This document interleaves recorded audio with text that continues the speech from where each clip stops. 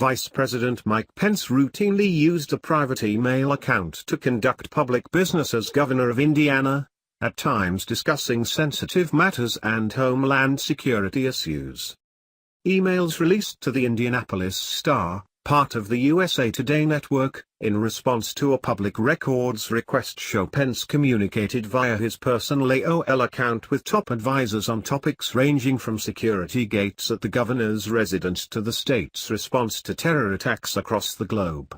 In one email, Pence's top state Homeland Security advisor relayed an update from the FBI regarding the arrests of several men on federal terror-related charges.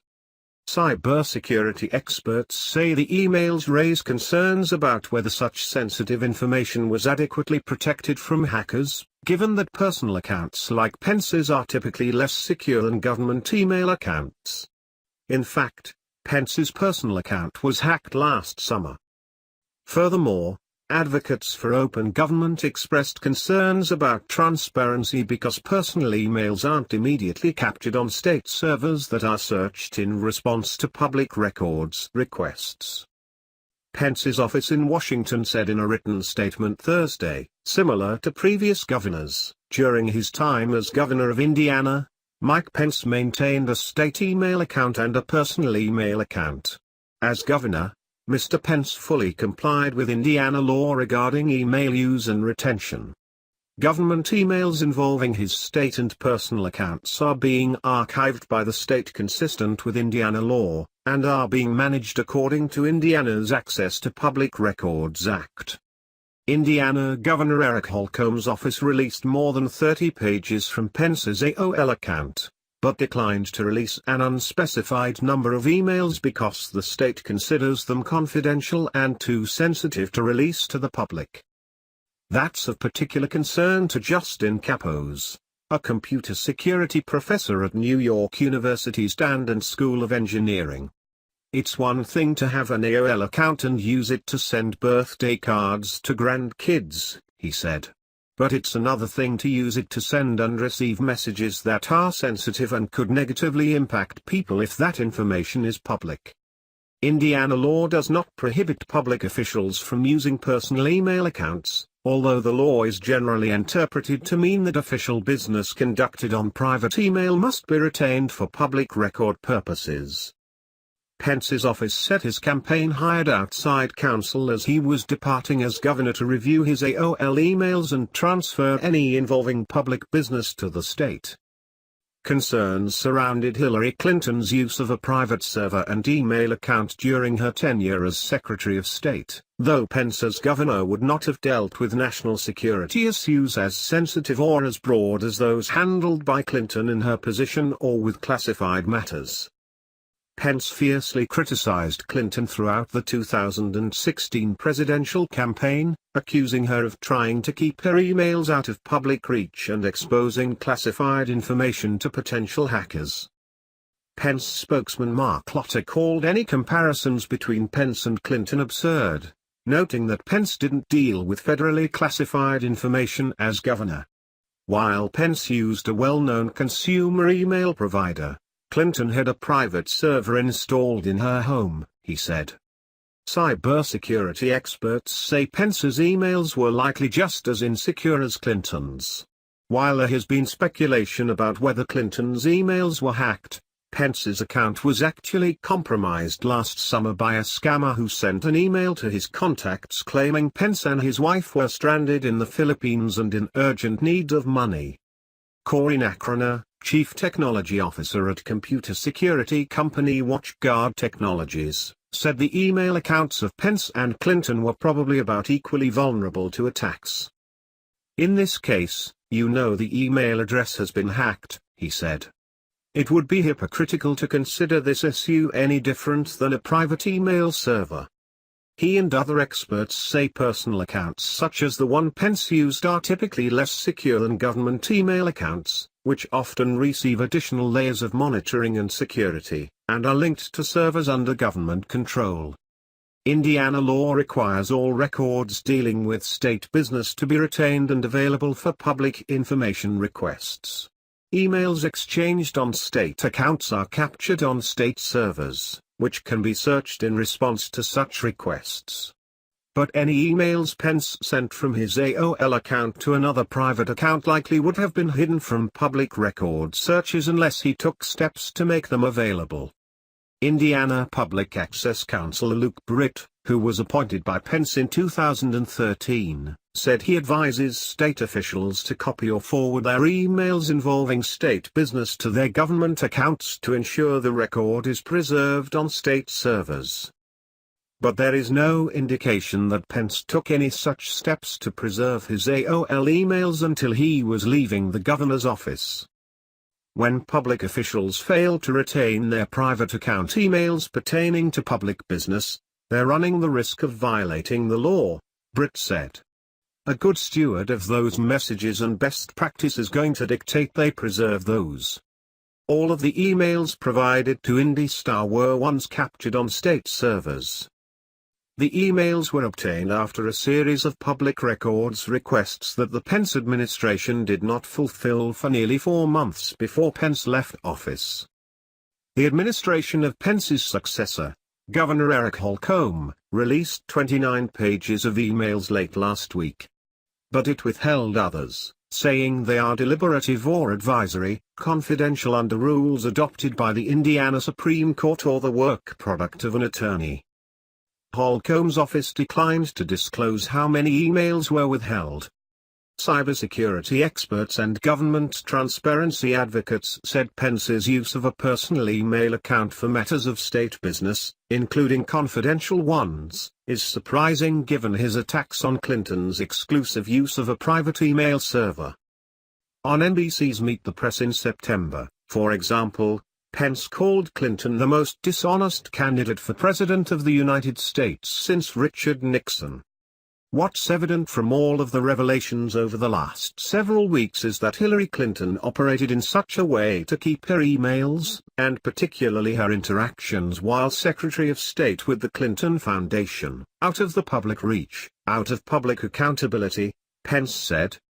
And with regard to classified information, she either knew or should have known that she was placing classified information in a way that exposed it to being hacked and being made available in the public domain even to enemies of this country. The experts told IndyStar that similar arguments about a lack of transparency could be made about Pence's use of a personal email account. There is an issue of double standard here, Jerry Lanesga, a professor at Indiana University and past president of the Indiana Coalition for Open Government. He has been far from forthcoming about his own private email account on which it's clear he has conducted state business. So there is a disconnect that cannot be avoided. As governor, Pence oversaw Indiana's state police, National Guard and Department of Homeland Security, all of which collaborate with federal authorities and handle sensitive information. The emails provided to IndyStar show that Pence corresponded with his then Chief of Staff, Jim Matterholt, and his top public safety and homeland security advisor John Hill, on subjects including Pence's efforts to prevent the resettlement of Syrian refugees and the state's response to a shooting at Canada's National Parliament building. I just received an update from the FBI regarding the individuals arrested for support of ISIS, Hill wrote to Pence in a January 8, 2016 email with the subject, Arrests of Refugees. At that time, the Pence administration was embroiled in a lawsuit over the governor's effort to block the resettlement of Syrian refugees in Indiana. Hill went on to explain how many people were arrested, on what charges and in which cities before adding in underlined type, both of the earlier referenced refugees are reported now as Iraqi, not Syrian. Much if not all of that information appears to have been reported in the media at the time. But questions remain about the more sensitive information contained in Pence's AOL account that the Holcomb administration declined to release. Experts say there have been high-profile security lapses involving AOL email accounts in the past. The company reported a major breach of its email in 2014 affecting hundreds of thousands of users. The following year, messages hackers obtained from then CIA Director John Brennan's personal AOL account were posted on WikiLeaks. Pence's own account was compromised in June when a hacker sent a counterfeit email to his contacts claiming Pence and his wife had been attacked on their way back to their hotel in the Philippines, losing their money, bank cards and mobile phone. In response, Pence sent an email to those who had received the fake communication apologizing for any inconvenience. He also set up a new AOL account. Because the hacker appears to have gained access to Pence's contacts, experts say it is likely that the account was actually penetrated, giving the hacker access to Pence's inbox and sent messages. The nature of that hack suggests it was part of a broad, impersonal attack, not one carefully crafted to target Pence in particular, Capos said. It's particularly concerning that someone who didn't do a very particular, very specific attack was able to hack this account, he said. That's especially true given that at least some of the emails Pence sent or received have been deemed confidential or exempt from public disclosure. The fact that these emails are stored in a private AOL account is crazy to me, Capos said. This account was used to handle these messages that are so sensitive they can't be turned over in a records request. As governor, Pence was less likely than the U.S. Secretary of State to encounter national security secrets, said Adam Seghall, director of the Digital and Cyberspace Policy Program at the Council on Foreign Relations. But much of the rationale behind the criticism of Clinton's emails would apply to Pence, too, he said. A large part of the criticism of Hillary Clinton's personal survey by the GOP, that it was unsafe or that it was to circumvent oversight, would be misplaced if Pence was using an AOL account, he said. The Secretary of State would be in possession of secrets that had more of a national impact, but at a lower level, a private email account has the same implications. In addition to security issues, Pence's personal email account also raises new concerns about transparency, according to ethics experts and government accountability advocates. Pence is already fighting in state court to conceal the contents of emails involving his decision to join a 2014 lawsuit challenging then-President Barack Obama's executive order on immigration. The emails are being sought by William Groth, a Democrat and labor lawyer who says he wants to expose waste in the Republican administration. Richard Painter, former chief ethics lawyer to President George W. Bush, said it's bothersome that Pence is only now transferring his AOL emails to the state. It raises questions about whether those emails were included in previous responses to public records requests. That's a problem that should have been dealt with back then, he said. The existence of the private email account should have been dealt with at the time the record requests were made. The use of personal email accounts by public officials, including governors, is nothing new. But the increased risk that hackers, including foreign actors, could break into the account of someone as high-ranking as the Vice President of the United States is disconcerting, Painter said. Clinton did it. The Bush White House was doing it.